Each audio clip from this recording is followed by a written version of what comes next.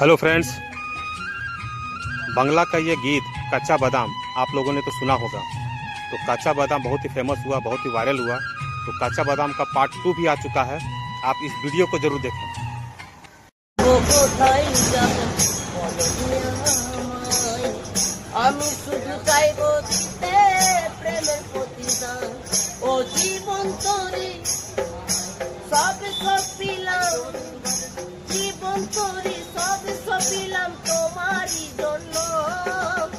তোমার জন্য আজ আমার প্রাণ কাঁদে, তোমার জন্য আজ প্রিয়া প্রাণ কাঁদে, তোমার জন্য আজ প্রিয়া প্রাণ কাঁদে, তোমার জন্য আজ